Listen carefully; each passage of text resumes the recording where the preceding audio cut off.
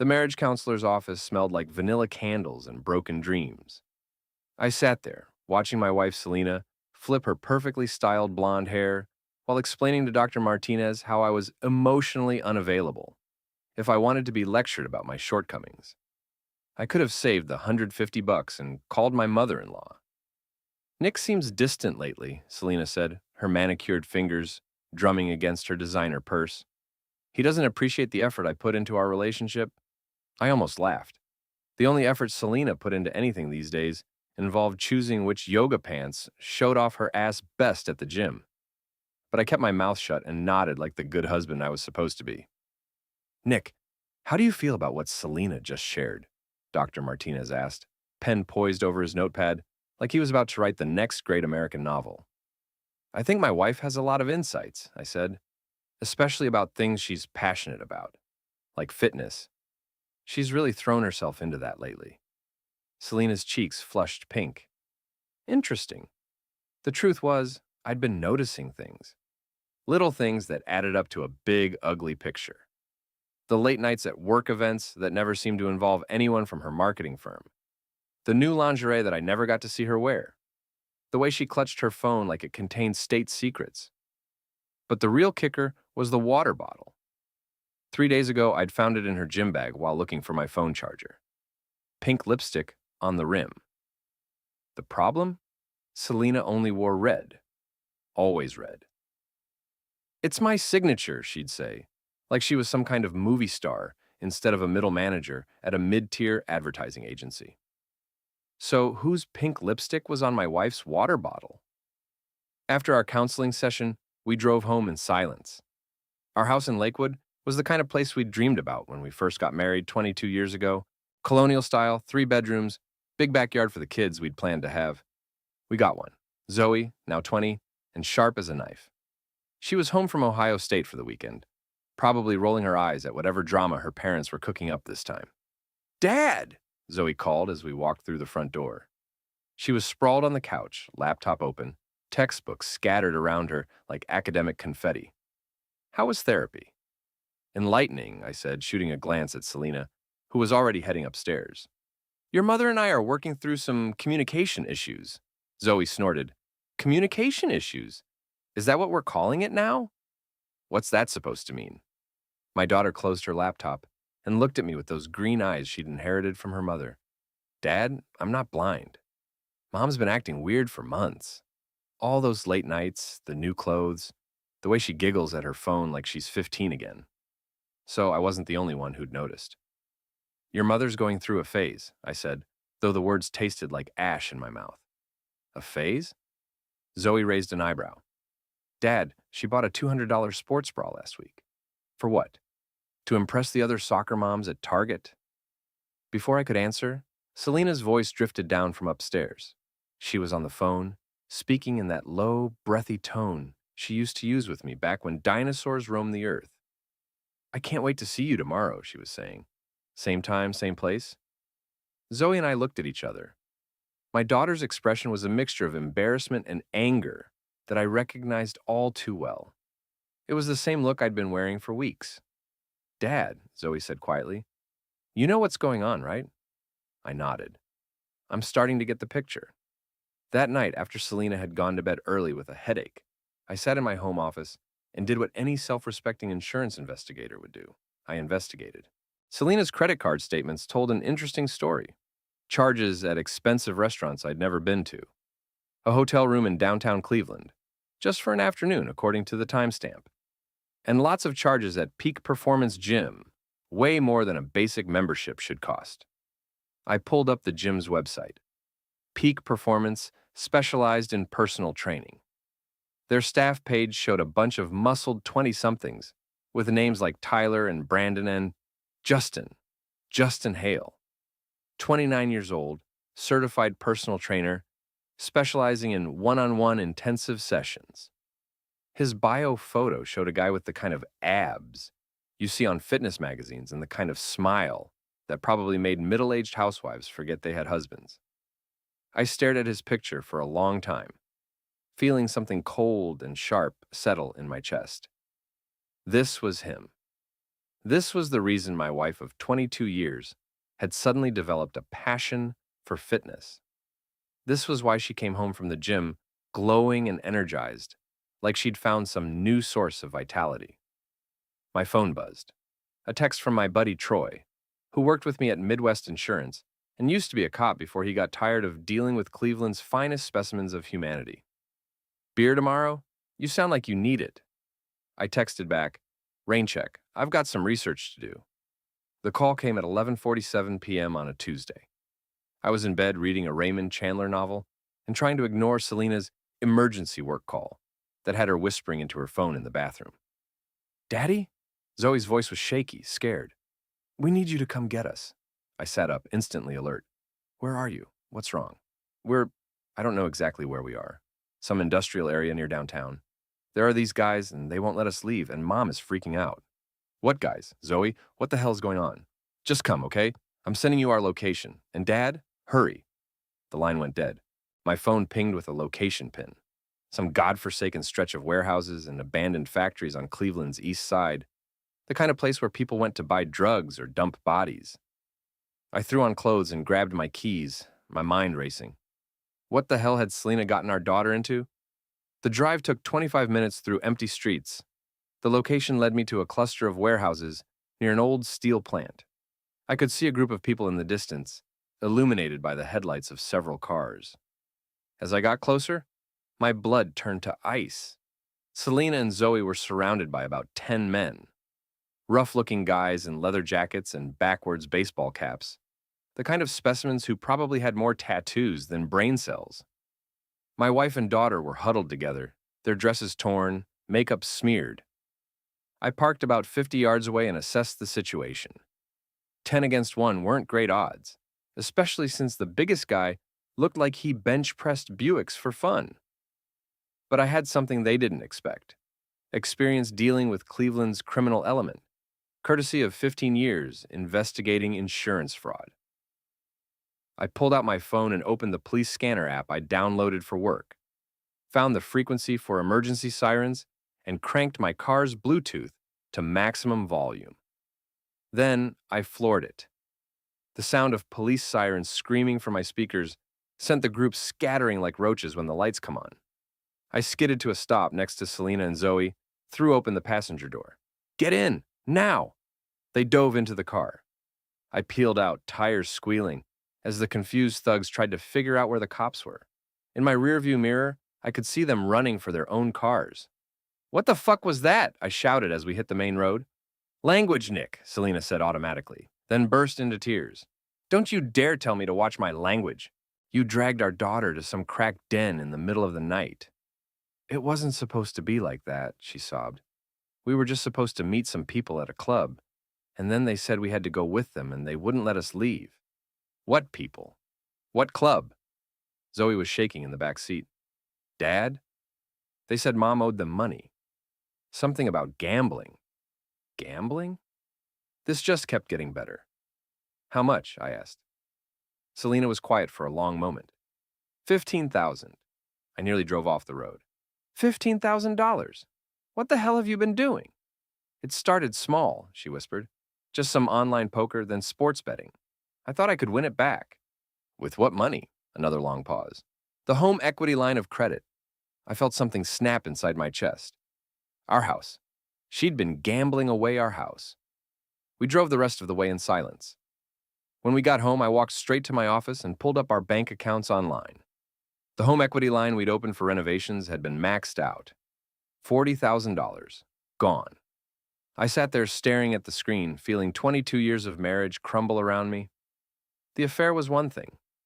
Painful, humiliating, but survivable. But this? Risking our daughter's safety?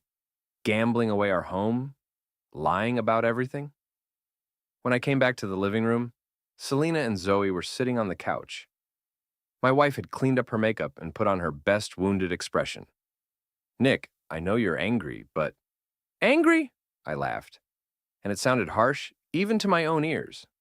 Selena, you just blew through 40 grand and nearly got our daughter killed. Angry doesn't begin to cover it. It was a mistake. I can fix this. How? By fucking your personal trainer? Is that your master plan? Zoe's eyes widened. Selena's face went white. You don't know what you're talking about, Selena said, but her voice was shaky. Justin Hale, Peak Performance Gym. Want me to keep going? The silence stretched between us like a chasm. Finally, Selena stood up. Fine, she said, and her voice was different now. Colder. You want to know the truth? Yes, I've been seeing Justin. And you know what? He makes me feel alive again. He makes me feel like a woman instead of some middle-aged housewife, married to a boring insurance adjuster who hasn't touched me in 6 months.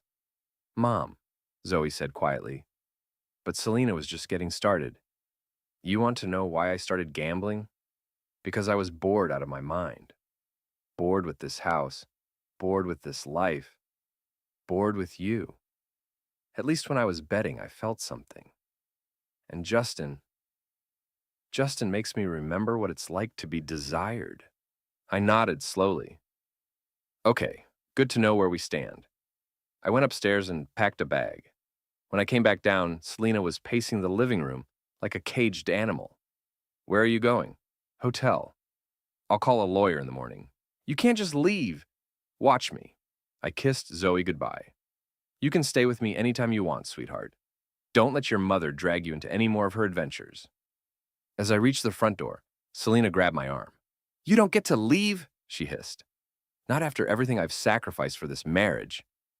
I looked down at her perfectly manicured fingers, digging into my sleeve, then back at her face. For the first time in months, I smiled. Actually, Selena, I do. That's the beautiful thing about free will. I left her standing in the doorway, screaming at my taillights. The extended stay. America on Rockside Road wasn't exactly the Ritz, but it had everything I needed. A kitchenette, free Wi-Fi, and most importantly, it was far enough from Lakewood that I wouldn't have to worry about running into Selena at the grocery store. I'd been there 3 days when Troy showed up with a 6-pack of beer and a shit-eating grin. And so, he said, settling into the room's single armchair, heard you're a free man now. News travels fast. Zoe called me, said her mom's been having a meltdown since you left. Apparently, Justin the Wonder Trainer isn't returning her calls. That was interesting. How do you know about Justin? Troy popped open a beer and gave me a look. Nick, I was a cop for 12 years. You think I can't spot a cheating spouse investigation when I see one? Plus, you left his gym's website open on your computer at work. Fair enough. I took a beer and sat on the bed. So, what's the word from the home front? Well, Selena's been calling everyone we know, trying to get them to talk you into coming back. She's telling people you abandoned her and Zoe in a moment of crisis. That's rich, coming from someone who nearly got our daughter killed. Yeah, about that. Troy's expression turned serious. I did some digging on those guys you ran into. Turns out, your wife wasn't just gambling online. She'd been going to underground poker games in some pretty rough neighborhoods. The kind of places where they don't accept IOUs. I felt a chill. How rough? Let's just say you're lucky you got there when you did. These aren't the kind of people who write strongly worded letters when someone doesn't pay up. We sat in silence for a moment, drinking our beers and contemplating the depths of Selena's stupidity. So, what's your next move? Troy asked. Honestly, I was thinking about just filing for divorce and walking away. Let her figure out her own mess. But, I sighed, but she's been telling everyone that I'm the bad guy here, that I'm having some kind of midlife crisis and abandoning my family. Meanwhile, she's the one who's been lying and cheating and gambling away our house. Sounds like you need to set the record straight. Maybe I do.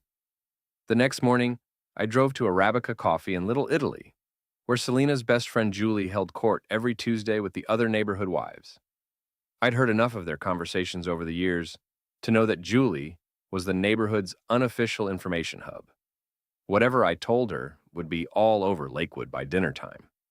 I ordered a coffee and took a seat at the table next to theirs, close enough to eavesdrop but far enough away to look casual.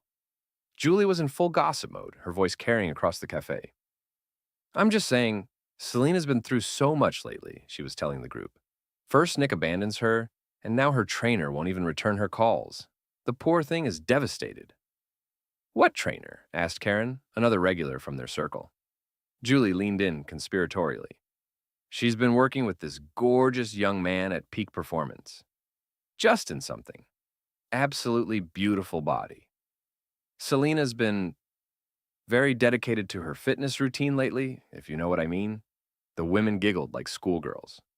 Julie, said another woman, are you saying what I think you're saying? I'm not saying anything, Julie replied with a wink. But let's just say, Selena's been getting a very thorough workout. I pulled out my phone and started recording. How long has this been going on? Karen asked. Months, since the spring at least. She's been meeting him at hotels, going on weekend trips.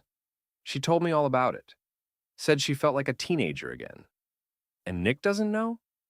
Oh, he knows now. That's why he left. But honestly, can you blame Selena? Nick's such a bore. All he does is work and read those detective novels. Justin makes her feel alive again. I had enough. I stopped the recording, finished my coffee, and walked over to their table. Ladies, I said pleasantly. Julie, I couldn't help but overhear you discussing my wife's extracurricular activities. Julie's face went bright red. Nick, I didn't see you there. Clearly. Just wanted to make sure you had all the facts for your next conversation. You might want to mention that Selena also gambled away $40,000 of our home equity and nearly got our daughter killed by some very unfriendly loan sharks. You know, for context. I smiled at the shocked faces around the table and walked away, leaving Julie sputtering behind me. That afternoon, I got a call from Zoe. Dad, Mom is freaking out. Julie called her and said you were at Arabica, talking about her personal business. Her personal business? Is that what we're calling it? You know what I mean. She's saying you're trying to humiliate her. Sweetheart, your mother humiliated herself. I'm just making sure people know the whole story. There was a pause. Dad, can I ask you something? Are you okay? You sound different. I thought about that. Was I okay? 3 days ago, I would have said no. I would have said I was devastated, betrayed, lost. But sitting in my crappy hotel room, looking at the evidence of my wife's betrayal spread across the desk, I realized something surprising. I felt free. You know what, Zoe? I think I'm better than okay. I think I'm finally awake. That night, I called a divorce attorney. The law offices of Patterson, Klein and Associates occupied the 15th floor of a downtown Cleveland high-rise. My lawyer, Margaret Patterson, was a sharp-eyed woman in her 50s who specialized in high-conflict divorces. She'd come highly recommended by Troy, who'd worked with her on several cases back in his police days. Mr. Ashford, she said, reviewing the file I'd compiled, you've been thorough. Bank statements, credit card records, photos of your wife's trainer. This is quite comprehensive. I'm good at investigations. It's what I do for a living. And your wife has no idea you've gathered all this evidence? None. She thinks I left in a jealous rage and that I'll come crawling back once I cool down. Margaret smiled. It wasn't a warm expression. She's in for a surprise. With the gambling debts, the affair, and the financial deception, we can make a strong case for fault-based divorce. You'll likely get the house and primary custody of any minor children, though your daughter's over 18. What about the debts she racked up? Since it was done without your knowledge and for illegal gambling, we can argue that it's her separate debt. You might not be responsible for it. I felt a weight lifting off my shoulders. For the first time in months, the future looked manageable. There is one thing, Margaret continued. Your wife will likely try to paint you as vindictive or controlling. We need to be prepared for that. As if on cue, my phone rang. Selena's name appeared on the screen. Speak of the devil, I said, declining the call. The phone immediately rang again, then again. You might want to take this, Margaret suggested. Put it on speaker. I answered on the fourth ring. What do you want, Selena? Nick, thank God. We need to talk. We can talk through lawyers. Don't be ridiculous. This is just a rough patch. All marriages have them. Margaret raised an eyebrow. A rough patch? I said. Selena, You've been fucking your trainer for months and gambling away our house. That's not a rough patch. That's a Category 5 hurricane. Don't be crude, and it's not what you think. Justin and I, it's complicated. I'm sure it is. Very complicated to schedule hotel rooms around his other clients. There was silence on the other end. Then, you bastard, you've been spying on me.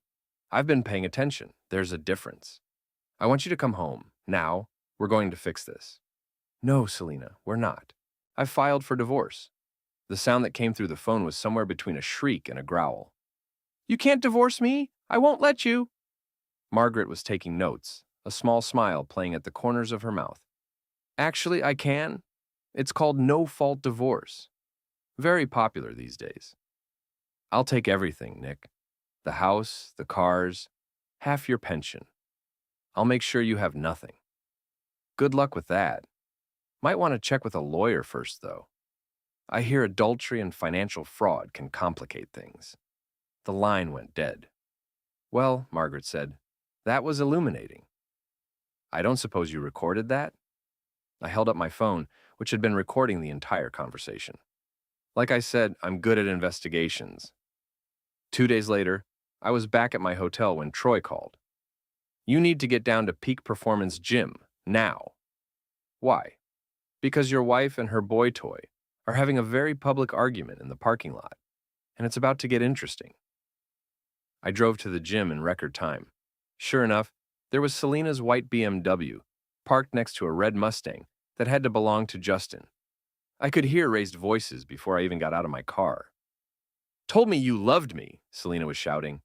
That was before your crazy husband started calling my boss and telling him I was sleeping with clients. Justin shot back. I parked where I could see them, but stayed in my car. This was better than cable. He's not crazy. He's just jealous. We can work this out. Work it out? Selena, I lost 3 clients today because of you. Mrs. Henderson canceled her sessions because she heard I was a home wrecker. Do you know how much money that is? I'll pay you back, Justin laughed bitterly.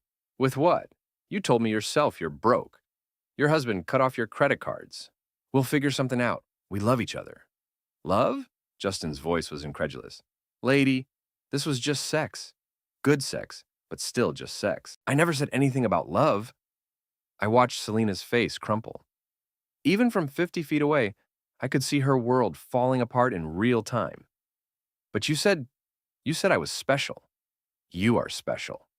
You were a great lay for a 42-year-old. But I'm not throwing away my career for some married chick going through a midlife crisis. Selena slapped him. The sound echoed across the parking lot like a gunshot. Justin rubbed his cheek, his expression turning nasty. You know what? Your husband was right to leave you. You're pathetic. He got in his Mustang and drove away, leaving Selena standing alone in the parking lot, mascara running down her cheeks. I sat in my car, watching my wife of 22 years fall apart, and felt nothing. No satisfaction, no pity, no regret. Just a kind of distant curiosity, like I was watching a stranger's drama unfold. My phone buzzed. A text from Zoe. Dad, Mom's been calling everyone, trying to get them to talk to you. She's telling people you're having a breakdown. Just wanted you to know. I texted back, thanks for the heads up. How are you doing? Better now that the house isn't a war zone. Can I stay with you this weekend? Of course. I'll pick you up Friday. As I drove away from the gym, I realized something had changed. The anger was gone, replaced by something cleaner and more focused. Selena had made her choices. Now it was time for her to live with the consequences. But I wasn't done yet, not by a long shot. The divorce hearing was scheduled for a Thursday morning in late October. I arrived at the courthouse early, wearing my best suit and carrying a briefcase full of evidence that would make a prosecutor weep with joy. Margaret met me in the hallway outside the courtroom. Ready for this? More than ready. Selena arrived 10 minutes later with her lawyer, a nervous-looking man named Davidson who specialized in personal injury cases. Apparently, she couldn't afford a real divorce attorney. She'd dressed for the occasion in a conservative black dress that probably cost more than my hotel room, trying to look like the wronged wife instead of the cheating gambler she actually was. All rise, the bailiff called as Judge Morrison entered the courtroom. What followed was 2 hours of legal theater that would have made Shakespeare proud. Selena's lawyer tried to paint me as a controlling husband who had driven his wife to seek comfort elsewhere. He talked about my abandonment of the family and my vindictive behavior since leaving. Then it was Margaret's turn. She started with the bank records, showing how Selena had secretly drained our home equity line for gambling.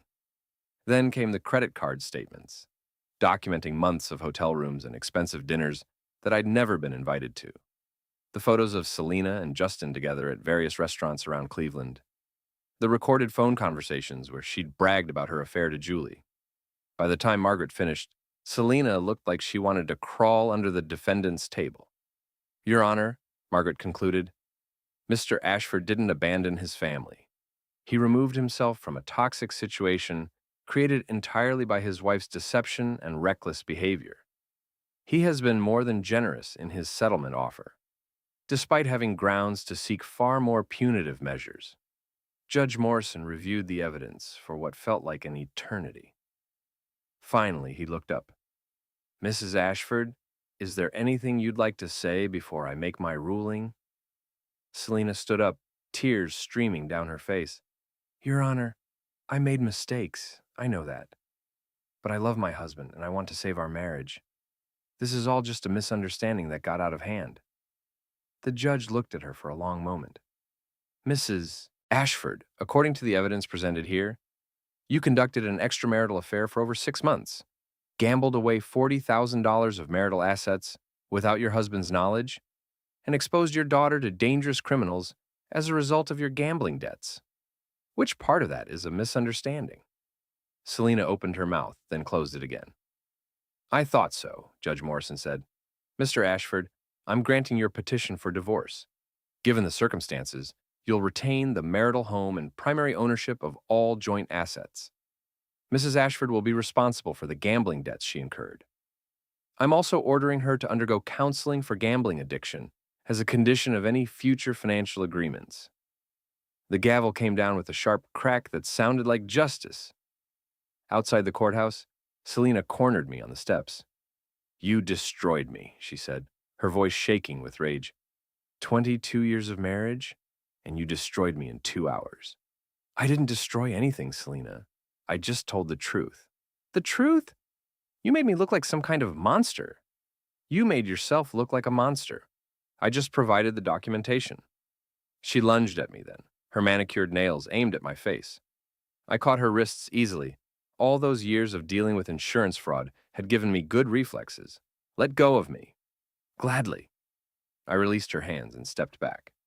She stood there on the courthouse steps, hair disheveled, makeup smeared, looking nothing like the polished woman who'd lectured me about emotional availability just a few months earlier.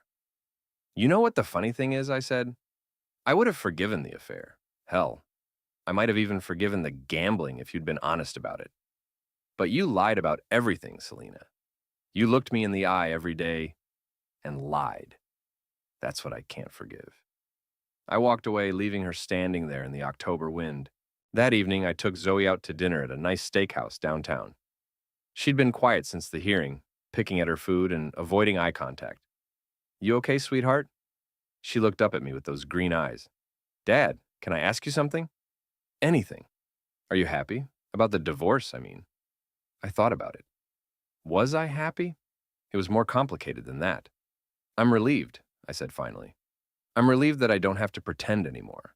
I don't have to pretend that our marriage was working, or that your mother's behavior was normal, or that I was somehow responsible for her choices. But are you sad? Even a little? I'm sad that 22 years ended this way. I'm sad that your mother chose to throw away our family for a gym trainer and some poker games. But am I sad that it's over? No. I think we're all going to be better off now. Zoe nodded slowly. Mom called me today. She's moving in with Julie temporarily. She says she's going to fight the divorce settlement. She can try, but the evidence is pretty overwhelming. She also said you planned all of this, that you were looking for an excuse to leave her and you set her up somehow. I laughed. Sweetheart, I couldn't have planned this if I'd tried. Your mother's self-destruction was entirely her own work. I just documented it. 3 weeks later, I moved back into the house in Lakewood. It felt strange at first, walking through rooms that still smelled like Selena's perfume, seeing spaces where her things used to be. But gradually, it started to feel like home again. I was in my office one evening, reading through some case files, when my phone rang.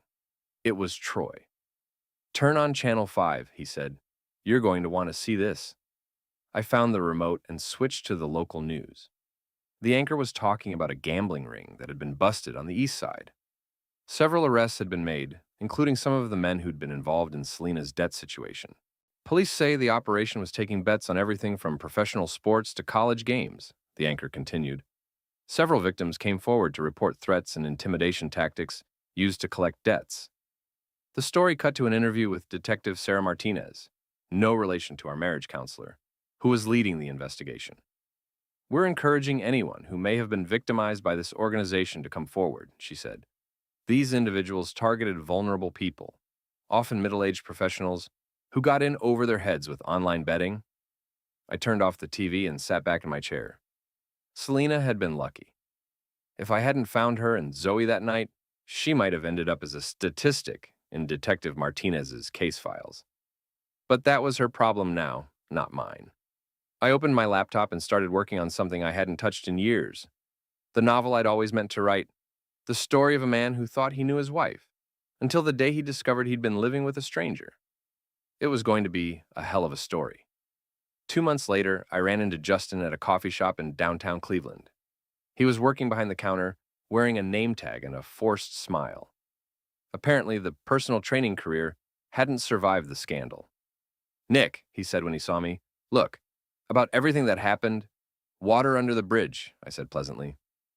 "I'll take a large coffee, black." He poured the coffee with shaking hands. "I want you to know I never meant for things to get so complicated." "Justin," I said, taking my coffee, "you fucked my wife in hotel rooms for 6 months. It was always going to get complicated." I left him standing there behind the counter, probably wondering if I was going to cause him more problems. I wasn't. He'd already paid the price for his choices, just like Selena had paid for hers. As for me, I was finally free to write my own ending.